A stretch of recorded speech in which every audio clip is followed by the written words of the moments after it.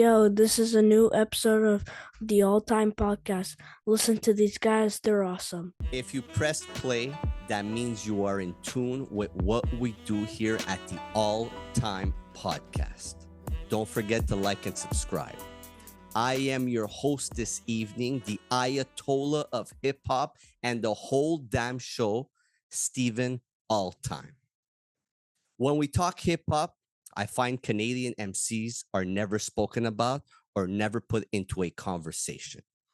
As much of the US artists are great, I think Canadian hip hop artists are just as important because of their impact and their talent. Almost like the impact the Hart Foundation had on professional wrestling. Right now, I can name you a list of elite MCs, elite Canadian MCs that have stamped their sound in the underground hip hop scene. My guest this evening, fresh off his new album, Race Against Time, is one of those elite MCs, with your in your face approach, high, intense bars, variety of flows, and a musical approach almost like a brawler. Tonight's guest, like mentioned, is an elite MC from the underground. The Celtic warrior, Jay Roberts, is here.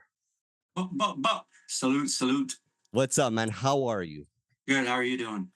I'm doing good, man. I'm doing good. I'm excited to talk about this album. And I'm going to be honest. That intro I just gave you is the truth. Like, we don't talk enough about Canadian hip hop. And I don't want to categorize Canadian hip hop, but I think it's super important that we do shine a light on Canadian MCs, right? 100%. You being from Toronto, right? The amount of artists that come out of Toronto. Let's name Danielson, 36 Cypher, Ason Eastwood, producers, Future Wave, Yep. Imperative, Finn. Yep. That we could go on and talk about that list, and your name is on that list because of your sound, and your sound.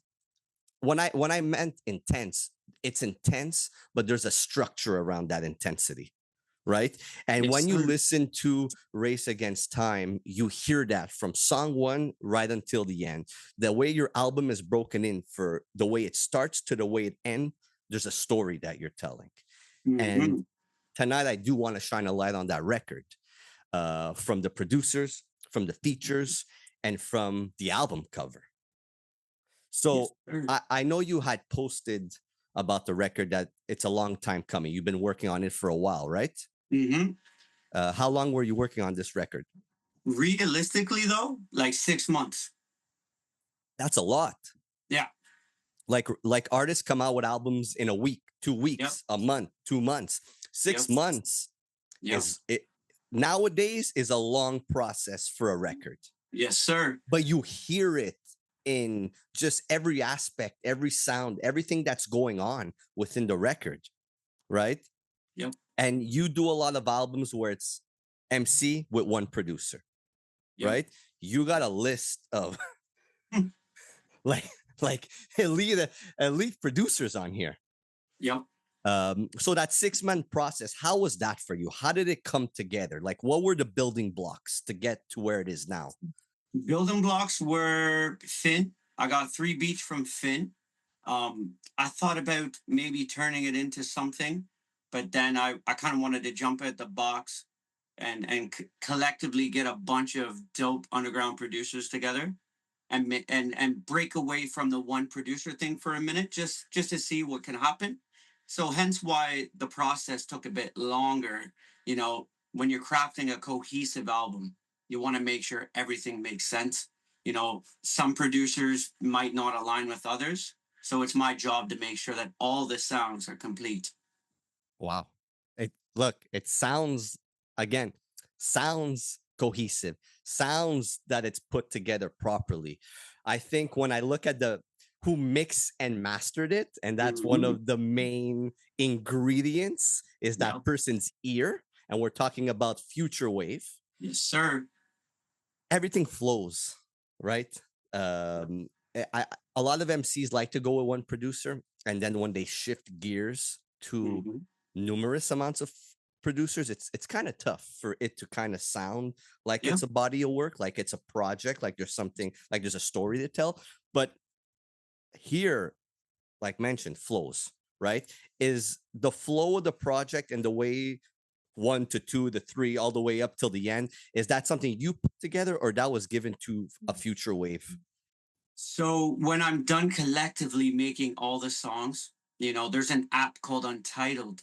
Now you upload all your songs and it's like you're crafting your album and you can just swap all your songs in a playlist that's private so I can get a grip of how each song collectively flows into each other. So me, I've executive produced all my albums. So I make sure I sit down with it for maybe 2 weeks just to make sure that each outro and intro mesh, the subject matter mesh, so that it's a polished product. That's why it takes a couple months to do. Interesting.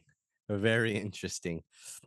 But future waves implement his spice, what he Yeah. added to it, those effects. You could hear it, right? The Oh sounds are yeah. clear. Yeah.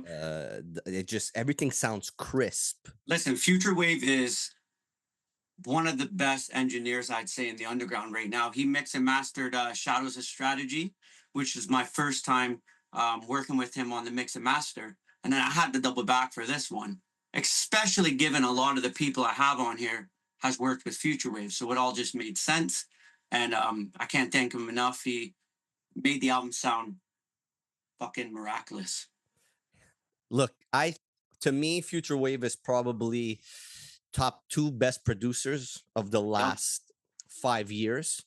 And I 100%. think he has one of the best ears when it Yep, comes to sounds, yep. when it comes to soundscapes, when it comes to putting something together.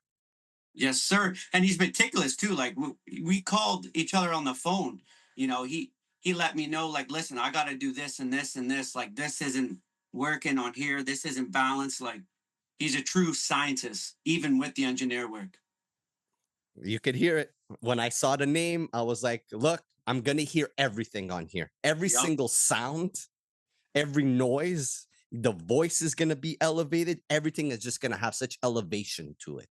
And it 100%. showed, and that specific ingredient is very important. And the 6-month process doesn't matter. It makes sense. You could hear it. Yep. Let's get into some tracks. I want to talk about standout tracks, which there is a lot on this project. If people haven't listened to this project, please listen to it. You could hear, and I'm going to be honest, this is your best body of work. Thank you, brother. I've been Uh, hearing that too. Yeah. well, look, you have to say it, right? And you know what's crazy is I would give this record, if somebody wants to get into you, I would give this record first and make them go backwards Yes, sir. because of the storytelling, because of you kind of, we're trying to figure out who you are, right? And you do it on here as you get closer to the end of the album. So let's get into the title track, Race Against Time. I love the way you intro this. There's no skits.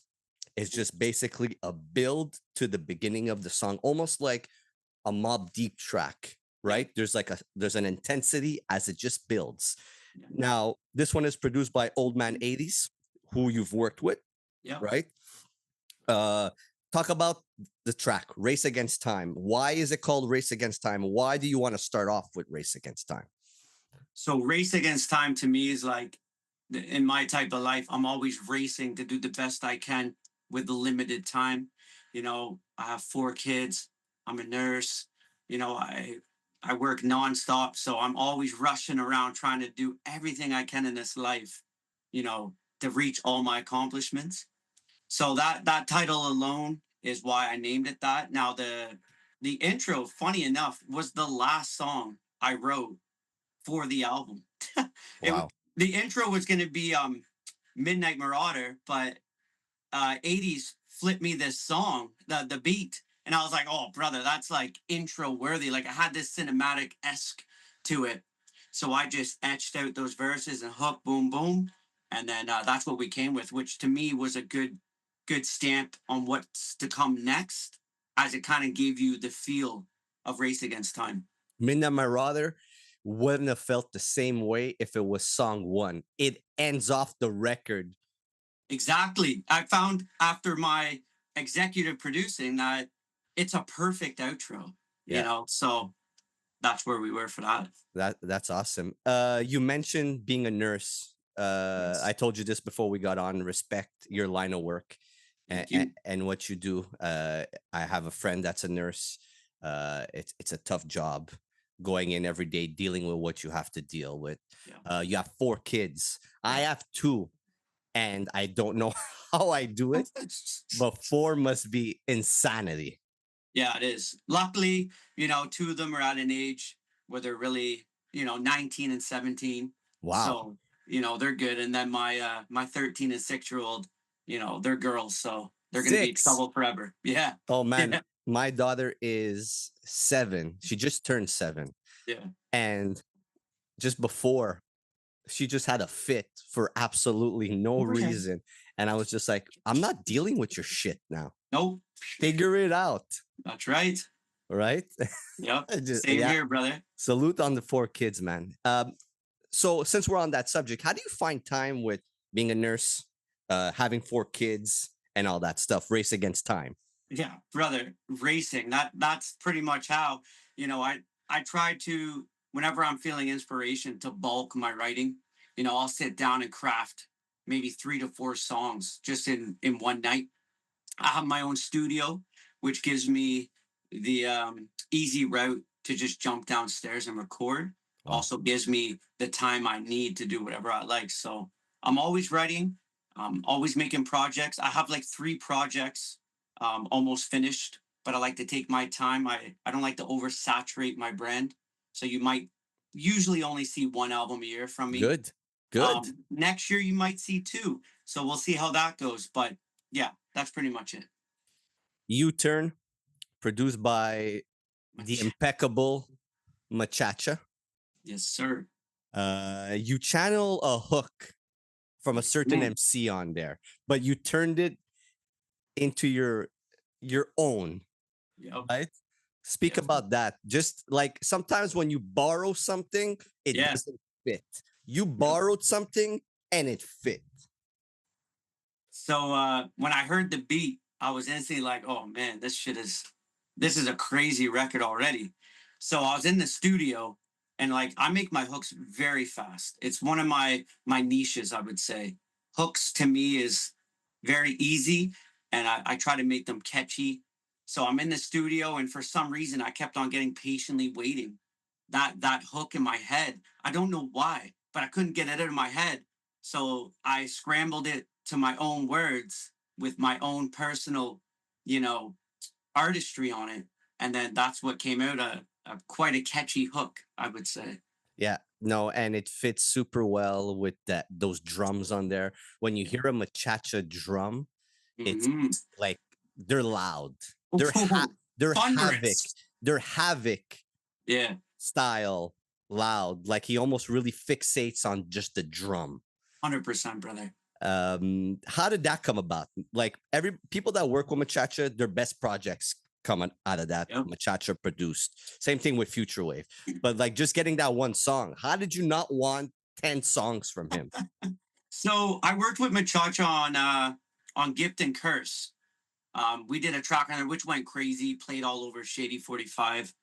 And then I think a year or so, he threw like these producer specials where he just has a folder he wants to get rid of. So I'm like, yeah, I'll have a listen, and that's the beat that I really liked. So I got that. Now I could do a Machacha project, right? But Machacha's he's a business minded person, right? So you know, if you don't have a working relationship, then you know you're gonna have to stack that bread. You know what I mean? So Yeah. Well, I'm somebody where it's like I've been kind of trying to build relationships. You know, every producer I've worked with, 90% of the time, we're on a like a friend to friend basis.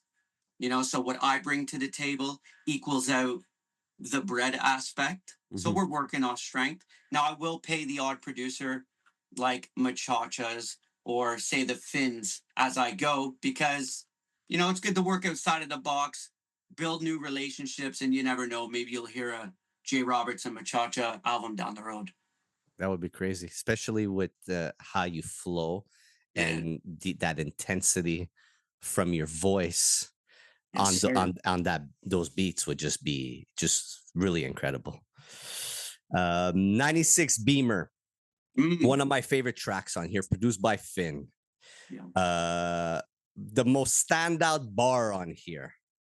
Done being humble, let's Royal Rumble like Cactus Jack. Snapping cats with bats wrapped in barbed wire. I'm cracking backs. Yes.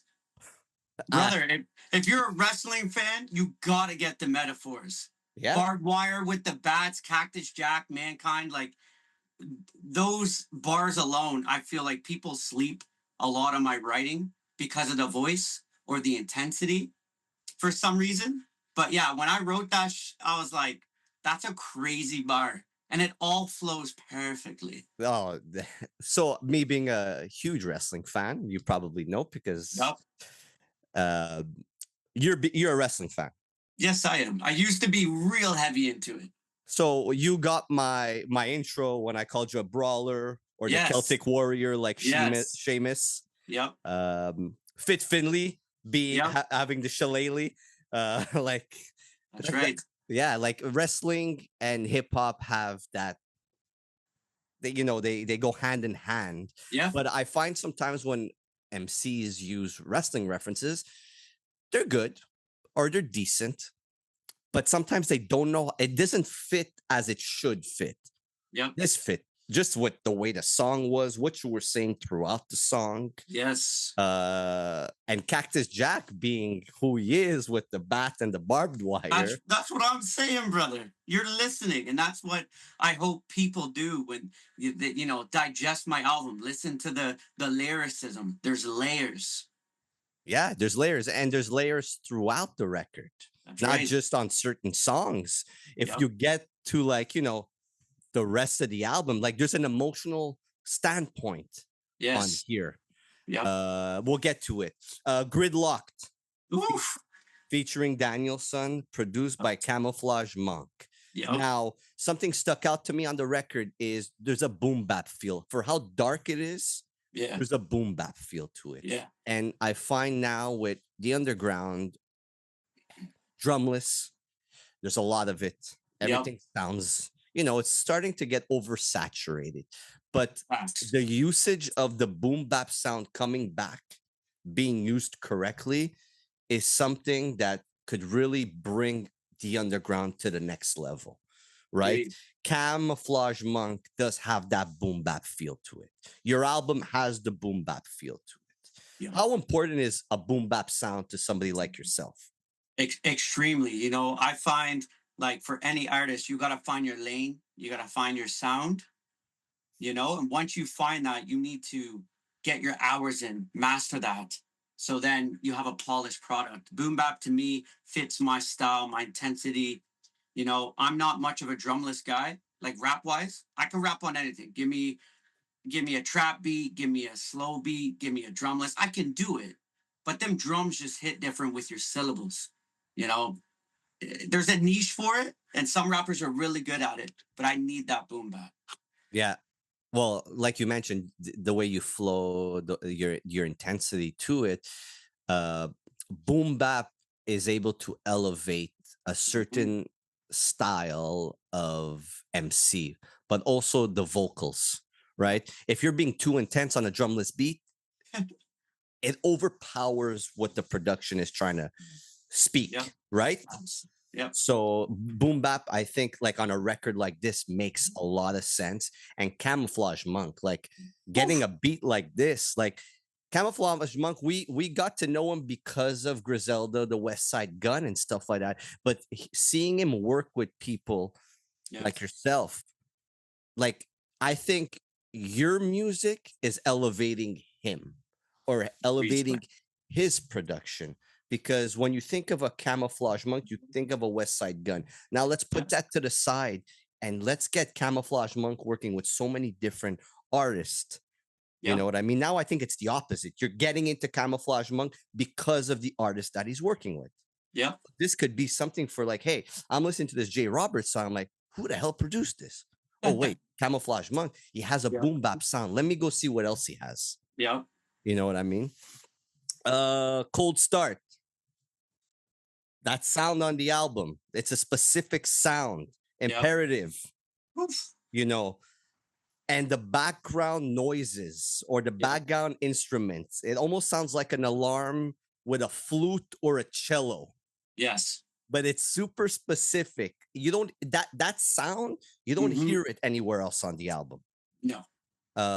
That beat, is that something you guys worked on together, or it's a beat that he sent to you and you're like, okay, this is a great beat? Like, how did that, because it's a specific beat. So pretty much I told him like what I'm looking for, and he just sends me a couple, or half the time he's on a live chefing up, and I'm like, that's mine. Like I just hear a certain melody and I already have everything formed. I already know who I'm gonna get on the track.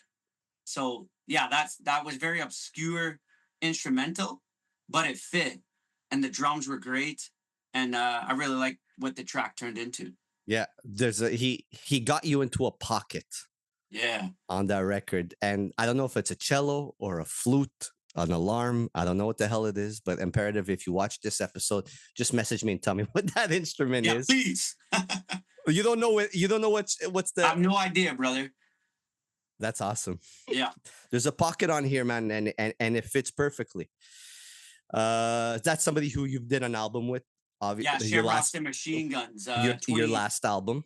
23, I think. Yeah, 2020. 2 albums back. yeah, and I love what Imperative does in terms of the way his rollout for his albums. Yes. He's a very educated, very smart human being, and what he does for Canadian hip hop, what he does for Canadian music, shouldn't go unnoticed. Not at all. Elite.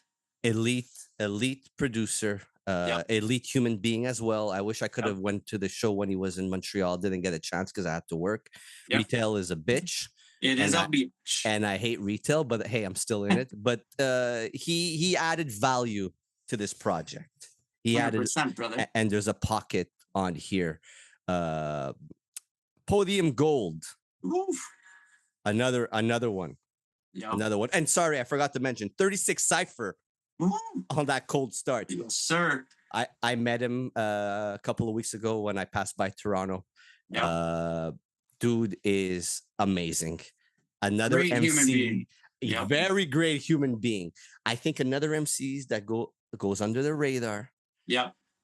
There's something cold. There's something like I need to wear a winter jacket.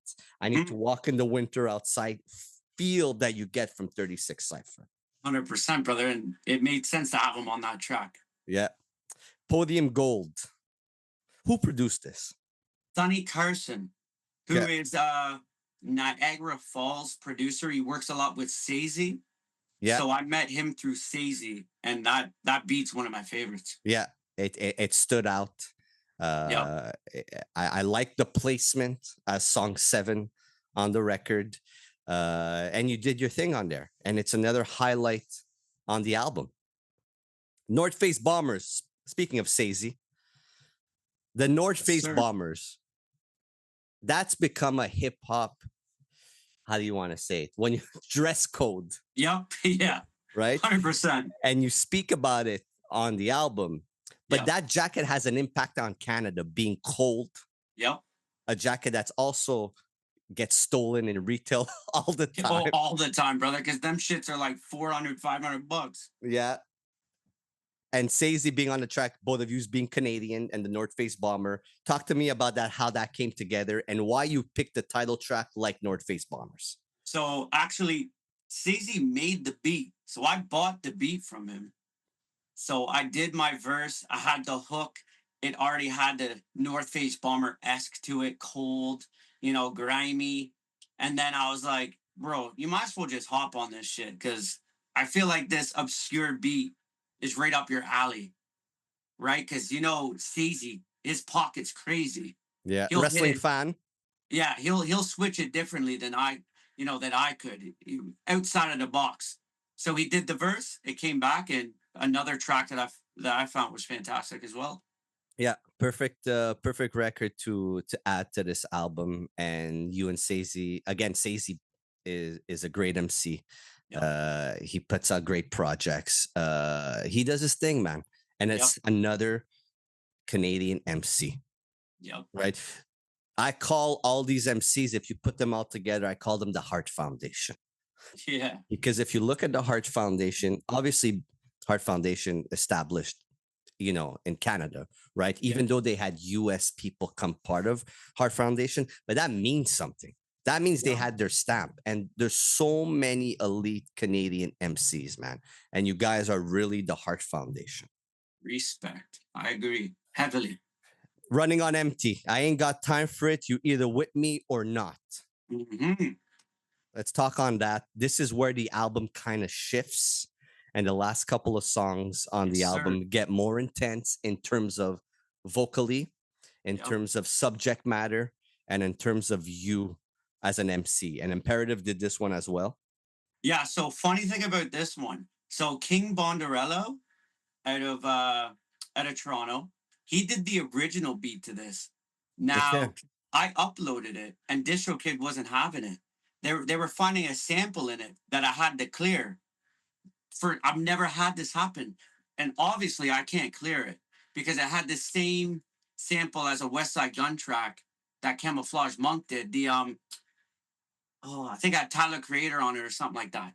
It was Was that on Pray for Paris? I think so. Okay. So it had a similar sample use that they had. Just it was a bit different. So I uploaded it. They wouldn't take it. So I'm like, shite. I need to upload this album. Like I'm on a schedule. So I reached out to Imperative. I sent them my acapella, and I'm like, yo, I need you to chef up real quick. Same esque, give me the same vibes, but Imperative stamp on it. And he's like, no worries. 24 hours, boom, send it back. And then we got that. Man, it came out great. So that's the DSB version, but the Bars Over BS physical merch has the King Bondarello version on it. Well, speaking of Bars Over BS, you guys sold out. Yes. Yes, sir. And this is another project that you sold out of. Yep. Right? Shouts out to Bars Over BS, even though I am extremely angry with them, extremely mad at them, to the point where I want to message and tell them, why the fuck did you guys release this project on a Saturday? Oh, I know. Okay. I know. When I'm working, when I don't have my phone on me. Yeah. Okay. Where I'm a fan of Jay Roberts and I want his albums. Yep. Why did you do this? I literally only figured it out when I got home and everything was sold out. I was like, to the point where I'm like, guys, the fuck are you doing? Why are you doing this? Like, I collect shit. Stop doing it to the collectors. We don't deserve this bullshit. Brother, I think it's one of these things where slightly I'm underrated in terms of like a fan base, right? And I think they were running on scheduling constraints because what they have coming up next, obviously, is a huge project. Mm-hmm. I forget the artist's name. Dundili is coming up next. It. Yeah, it's coming out. You know damn well that's going to be a huge process. So I think to make it work, they just said let's do a pop-up sale of it, which it works, but it doesn't because, brother, I have so many people that message me that said by the time they got home and settled after work or dealing with some stuff, they went to purchase it, but them shits were sold out. Well, good on you for having another album sold out in the physicals. Yeah. When you get your copies, yes, I'm asking for one. I'm coming to get one. 100%, brother. I need to have this project. There's many reasons on the why that we're gonna get to afterwards. But yeah, shouts out to you, man, for again another project being sold out. Bars Over BS. Don't do that ever again to me because I will send hate mail. I think it's you and a couple. And shout out to Bars. I really appreciate the opportunity. It started off with Gift and Curse. Yeah. It was my first distro deal. which sold out in like 2 hours. And then we did it with Shadows of Strategy, Shamrocks and Machine Guns Deluxe. Now we did it with Race Against Time. I'm slowly waking up the underground a bit. I'm slowly cultivating this fan base around Jay Roberts, Mhm. which doesn't go unnoticed. Merch over streams all day. And I really appreciate that. Yeah, how important for you uh, to be able to put out your projects in physical for people to own? Brother, I think that to me is the most exciting part of this. Seeing it on a tape or a CD, hopefully one day vinyl, it's like I made it. When you were a kid, 11 years old, rushing to the CD store, grabbing your CD that was like $30 at the time. Thankfully, with bars it's almost the same. And then it's a great feeling, especially when you sell out. It's like I finally accomplished something, Hmm. you know Yeah, you could give me 100,000 streams, which I have plenty of. That's whatever. But when you sell out of merch, that to me is like, let's go. yeah, yeah. So you used to go buy CDs. You being in Toronto, you would go to Yeah. HMV. Yeah. Hell yeah. Sunrise, Yeah. all that, brother. I used to go. I remember buying a Stankonia by Outcast. Oh It was wow. like $38. I So couldn't believe it. so I used to work at HMV in Nice. Montreal, Yeah. Yeah. and just the feeling of putting music out, going Yeah. to buy music. Yeah. Like I remember I took a day off of work just because Ice Cube dropped his new album Raw Footage. Yeah, it's probably Yeah. one of Yeah. his least best albums, but I Yep. still took the day off so I was able to go pick it up, buy it, and listen to it and spend the whole day with it. That's right, brother.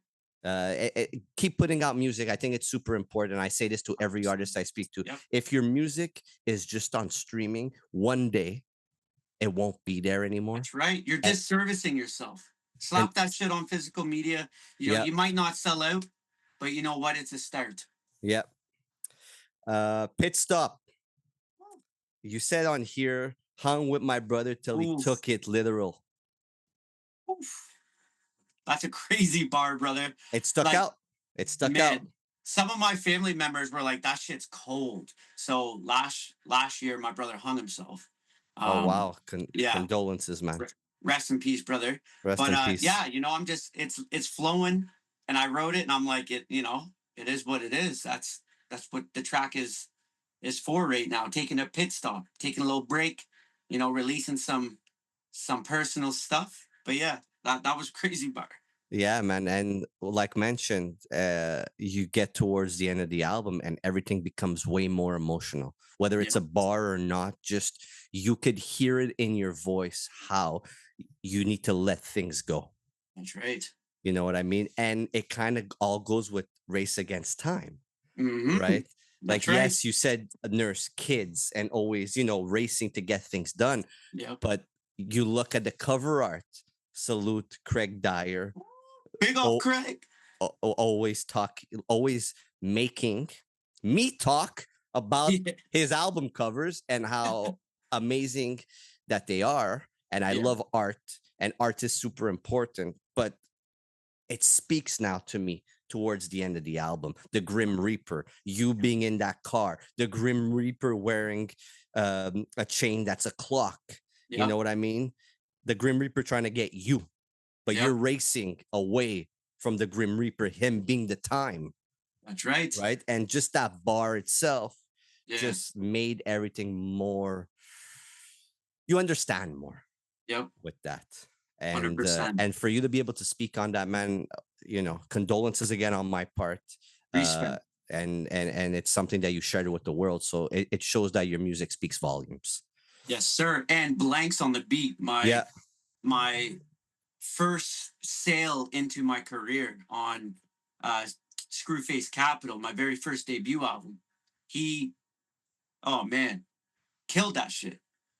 Yeah, he did a great job, man. And again, the songs towards the end all blend into one another, and we get into the beautiful sound of Victory Lap, soulful. Yeah. We're chasing a race facing the finish line, produced by Imperative again. Yeah. Brother Tom Sauce. Yeah. How the hell did you get that one?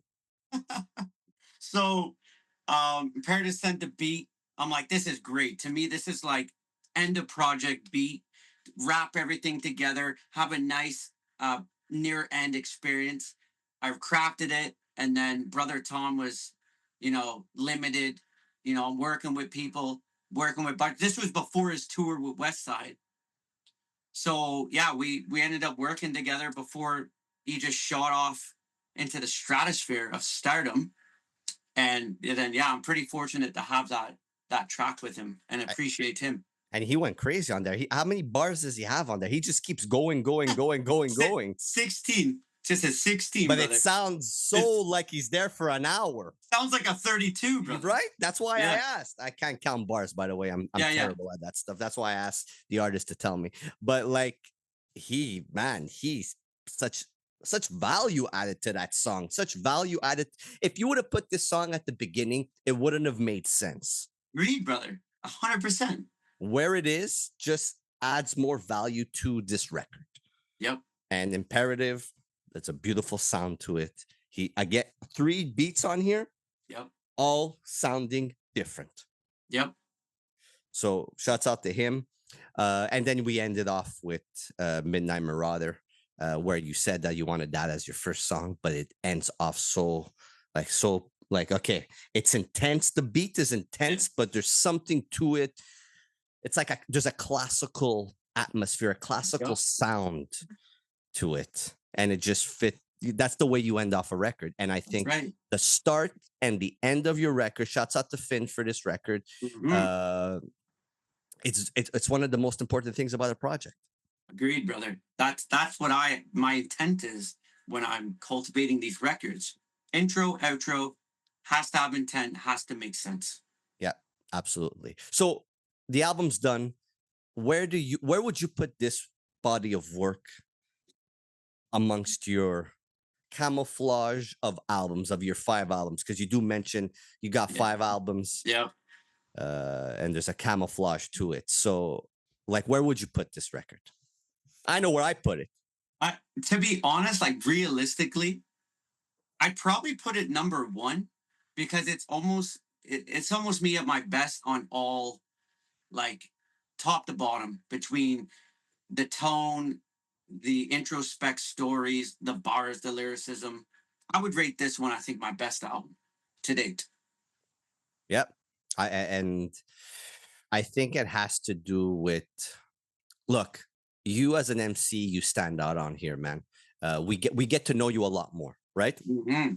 And I think that's important, to get to know the artist you're listening to, so you could, you're sold, right? Yeah. Sometimes if you get project after project and it's just like, yeah, he's good, he raps well, yeah, he's a good MC, like he's got bars, right? Everybody, that. But what else can you explain about the artist? Yeah. Right. And that's why I would give this record to somebody who hasn't gotten into you, because it kind of we get to know you. Yep. And the production, stardom, like these are producers that people should work with, and 100%. They're all Canadian. No? So, brother, yeah, except for Camouflage Monk. Yes, Camouflage Monk. If it wasn't for Camouflage Monk and Brother Tom Sauce, this was almost an entire Canadian product, which I wanted so bad. But it's fine because they fit. But like, think of it, Canadian album. Yeah. You know what I mean? Hey, we said it before. The Heart Foundation had Americans in there, right? Yep. They had Americans. They had the British Bulldog from the UK. You know what I mean? So it's okay. And that's Craig Dyer. How like it's crazy. Brian Pillman is probably Camouflage Monk. Yeah, 100%. Jim the Anvil Neidhart is probably Brother Tom Sauce. So it kind of makes sense when you look at it. But the Grim Reaper should have had the Canadian, like, had the flag, like, grabbing, just waving that shit. Yeah. But yeah, man, like, really, really good project. Really good project. You have a we mentioned again the intensity, but it's almost like you're hungry. It's your fifth album. You're still hungry. Yeah. You know, you want to make a stamp. You want people to get into you. Um, and you kind of have that battle rapper attitude. Yep. Where does that come from? Is it because you're pushing yourself forward consistently, or is it because of your backstory and what you're dealing with that gives you that energy? I would say it's kind of a mix of past, my upbringing, which was always just fighting to survive. It comes from being a battle rap fan, shout out Pat Stay, one of my favorites, and also being heavily underrated in my own personal opinion. So I'm always having to prove something. A, I'm white, which has already put me back. And then B, I have a similar infliction to my voice, which may coincide with another rapper who is white, which I often get compared to Marshall Mathers. Really? So, oh man, anytime like Americans hear my music, they don't see the face. They say Marshall, Marshall, Eminem here, Slim Shady, all the time, brother. Am I deaf? Because maybe I don't hear it. Exactly. I don't either, man. And most of the people that know me, they feel the same way. But I guess that's me trying to you know, prove myself. Like I am me. I'm Jay Roberts. You know what I mean? I think people are just so fucking close-minded, and 100%. every white rapper is Eminem, right? 100%. And that's where I come and play and say, listen, first and foremost, there's been a bunch of white rappers for forever, right? Yeah. Yeah. And whether it's commercial, whether it's in the underground, Yeah. whatever. Okay. And the whole white thing, I think we need to get rid of it, right? 100%, and just brother. focus on who the MC is and what the MC brings to the table. Like, 100%. just look at your body of work. Let's look at Daniel's son. Yeah. For Christ's sake. I hit her, bro. Okay. They're like back in the day, nonfiction, Yep. right? Cage, LP, Aesop Rock. Like there's so many quote unquote white rappers, but we gotta. Not every white rapper is gonna sound like Eminem. It started way before Eminem. 100%, brother. And you don't sound like Eminem. No, not in any way, man. So yeah, that's part of my story. Trying to stand out, trying to, be authentic. Yeah. Show them this is me. I'm a one of one. You're not going to hear a Jay Roberts from another rapper. It's just impossible. So it's a cultivation of all that between upbringing, my own personal, like I'm an aggressive dude. I come from a boxing background. That's just me. Very intense, even off the microphone. Yeah, So, I could tell. yeah. Look, I'm Italian, right? So I'm intense with everything. Yeah. Right? You're Irish. Yes. You're intense with everything. On the Yeah. microphone, off the microphone. The way, like, we get along because we're intense. 100%. First of Yeah. all, intense from our backgrounds, but also because we watch wrestling. 100%. So yeah, man. Look, great project. Thank you. Mixed and mastered by Future Wave. The production on here is stellar. The features on here are stellar. Before we move on, Yeah. Craig Dyer, Big the up. art on here, the cover art. I mentioned the Grim Reaper, the car, the background is dark, the dead trees. Whose idea? Okay, so like with anything I do, whether it's asking for a beat or asking for art, I already have everything in place. I don't ever rely on anyone. Okay. It could be very difficult for them to get in my head without me saying anything and craft something. So I go to Craig, I say, race against time. One of my favorite old cars as a kid, 96 Beamer. I need that. It's a grimy car. I need a Reaper. And then do your thing, brother. And this is what came out of it. Yeah. Yeah. Look, when I saw that it was him, because I could tell right away, you could tell that it's him. And I think that's really good on him that people know it's him now. 100%. And he has so much that he's done Like it's just like the dude is on another stratosphere. He's a dog. He's a dog.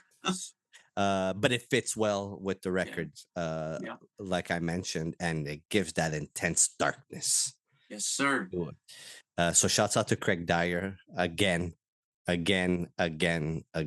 always Heavily. putting your brush to art, the canvas, whatever you want to call it, Yeah.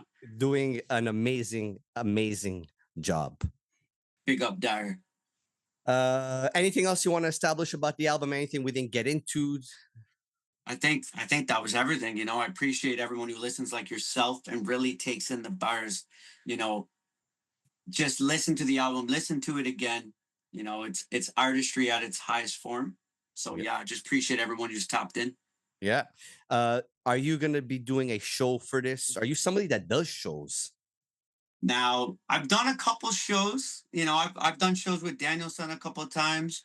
You know, between life and like my nursing career taking every ounce, I don't tend to get outside too much, right? You know, I do have the itch at times to jump on the stage. You know, it's got to make sense to me though, right? So I'll run into this pay to play scenario, which I refuse to do. You know, I've had opportunities going on stage with Jay Skis. I've had opportunities going on stage with, you know, an influx of people, but they want like 1200 USD for a 10-minute slot. They went. Wait, hold on a second. They want you to pay to be on Me it. to pay 1200 American to have a 10-minute slot, which to me would never make sense Mm. ever, unless it's in front of 100,000 people with a merch stand. Yeah. So, right. So I tend, if the opportunity, you know, makes sense to me, which the shows that I have done make sense to me, I will totally do that off the strength of my name and my artistry. Other than that, the pay to play shit's whack in my eyes. Yeah. And we'll get into the next topic of conversation since we're on that pay to play thing. Yeah. You said paying money to have someone hear your music is becoming as bad as the mixtape slot base. Yeah. And I looked at it and I'm like, it's about time somebody says something like that. Respect. And you're paying somebody to hear your music. Now, we know that we're dealing with a bunch of human beings that are attached to their phone and Yeah. they don't go the extra mile to find artists, right? Yeah. To them, everything is scroll. Yeah. The way I look at it is the music speaks for itself. Yeah. People should go out there based on the featurings, based on the production, based on everything, and find the artist, right? Yeah, an artist could pay, I don't know, like to a certain extent. But if you're building your brand, it will come, 100%. right? So that comment, I look at it also differently in terms of paying money to have someone review your album. Yeah. Yeah. You know what I mean? Yeah. I look like I'm never asking for money. Mhm. I'm like, I'm going to review your record. I don't need your money. I'm doing this based on pushing the culture forward, Yeah. pushing the artistry forward. Yeah. Right? Like, we shouldn't be paying for things like that. No. You know Shit's what I wrong, mean? brother. Like, my job, and that really stuck with me because my job and the Abyss's job and Mhm. is really, and I call the Abyss on this because that's who they are. Yeah. They push the culture forward, meaningful, and they Organically. It's just Mhm. like, we're doing this. We're a team. We need to move forward together. Hey, J Roberts, can you give me money so I can review your album? Absolutely not. Yeah. Can I pay you so you can listen to my album? No. And brother, if people don't understand the mixtape slot days, there was a numerous amount, like the Game, other rappers that would reach out to underground rappers, tell them, if you pay me 1,000, I'll throw you on my mixtape. That you're gonna get a broader audience. You might get put on, but guess what? You paid 1,000 and you ain't getting nothing. There's no mixtape. No. It's a scam. So, you know, I have sent $20 for somebody to hear my song on a live, you know, see what happens. And then I sat down after doing it and I was like, what the fuck am I doing? They Yeah. heard my song. What came of it? Nothing. There's no there's no monetary value except for them hearing it, giving maybe a shitty review of it, Hmm. and you just wasted 20 American dollars Yeah. to be another schmuck who's in line just to have someone hear you. Yeah. Spend the bread on something else. Yeah. Like It's whack.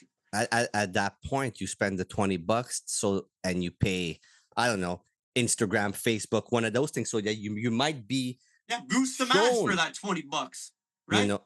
Yeah, like you want everything to be authentic. You know what I 100%, brother. mean? Like, And people think that these little listens are going to lead. It leads to nothing. Now, maybe if this whole Nero thing's happening, if they say best song will get a feature and they actually stand on it, which I've seen some of them do, then you know what? You want to spend the 20, $50 and maybe get that chance, all for it. But for someone just to listen to you, it's a scam. It's a waste of money. yeah, and yeah, like I just don't think it's right. We got to push the culture forward as a Agreed. team, push the artistry, push the albums. You know, podcasts are done for that reason. 100%. Obviously, there's time involved in everything. You can't review everything. You can't listen to every album. Yep. But as an artist, you going out there and maybe sending your album to a bunch of people and be 100%. like, Yep. look, my new album, check it out. Let me know what you think, or check it out if you have time. That's a way of building your brand. Yep. You know what I mean? Organically. Put in the Organically. work. You know, like me, I've been kicking doors down since 2021. I have no team.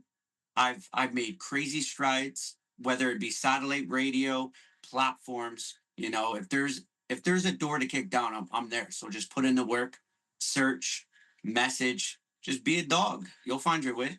Yeah, and there's a lot of dog MCs that are hungry and that have made brands or made just an immense amount of Yeah. impact Yep. just on their own, Yes, right? sir.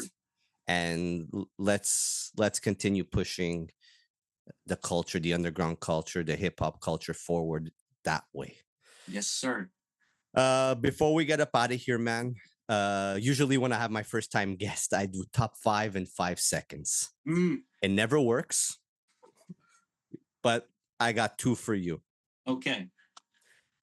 Your top 5 most influential artists on you and your sound. Okay. I would say Tupac, Nas, Eminem, Big L, DMX. Your top 5 Yeah. favorite wrestlers of all time. Stone Cold Steve Austin, Undertaker, Mankind, Rock, Triple H. I love the Triple H. I love the Triple H. Nobody ever puts Triple H anywhere. Brother, the whole Degeneration X shit, when I was a teenager, who wasn't? Whoop-ah! Now kids are Come on. doing 6-7. Yeah. My kids did the 6-7 thing, and I said, guys, I want to explain you something. You're doing 6-7. You sound stupid when you do. Yeah. I'm gonna beat you with a chair soon. I said, kids, when I was young, I said, suck it. I am giving you the opportunity to get in trouble in school for saying suck it. Hell yeah. And if your Hell teacher yeah. has any issues, tell them to email me or call me, Yeah. and I'll take care of them. And then you know what? When they're getting in trouble, take a drink of your water and blow some fucking mist in the air. God damn it, just do something. Hit a kid up with a chair. Like I don't understand what's going on with society. We have kids. It's a disaster. Yeah, it's whack. I want to end off you being Irish, right? Yeah. Your whole life you were in Canada? Yeah. Your family's from where? Belfast, and they migrated here. My grandfather did way back. I still have some relatives there now. You know, a lot of them have perished, but you know, there's a couple left like myself, holding the name strong. So yeah. Do you listen to music from that area? Like either whether it's hip hop or bands? Yeah. Yeah? Any bands you want to share? Not any off the top of my mind, but old Irish music, you know, like I'm talking way back. So, if I'm drinking or it's St. Patty's Day, I'll throw that on. But for the most part, it's always going to be 90s boom bap rap for the most part. That's amazing. And is that music that you're showing your kids, or you're letting them get into music on their own? They definitely know what their dad's favorite, lane is. Will I force it on them? No. You know, is it unfortunate that some of their tastes are heading in a direction I don't quite like? Yes. It's the generation, and It's the what's being generation, brother. shown to They're, them, they're right? not hard. They're not hard. They're soft. Yeah. Very soft. There's something wrong with society, but us as parents need to put our children in place. Yeah, more And DMX and less Taylor Swift, brother. I think exactly. that's just Exactly. what's needed. Exactly. Brother, I appreciate you. Thank you for coming onto the podcast. Thank you for wanting to be on this platform. Thank you. Anything else you want to add before we get? No? I appreciate you. I appreciate Thank the you. platform. I appreciate the people that appreciate my artistry. Shout out to all the creators that I'm involved with and everybody who's topped in. Absolutely. Jay Roberts, Race Against Time, out now on all streaming platforms. If you fucked up like I did, then you missed out the tapes, the CDs on Bars Over BS. But go stream that. Bandcamp? Not yet. Soon. When it's on Bandcamp, go buy that shit on Bandcamp. Right. Support Canadian hip hop because it is very important, because Canadian artists make their stamp. Just like the crazy snow we get, there's crazy MCs out there. If you have not liked and subscribed, please do so. We are the All Time Podcast, and we bring you nothing but the best in hip hop, reviews, and interviews. On that note, we are out. Jay Roberts, Race Against Time. Peace. Peace.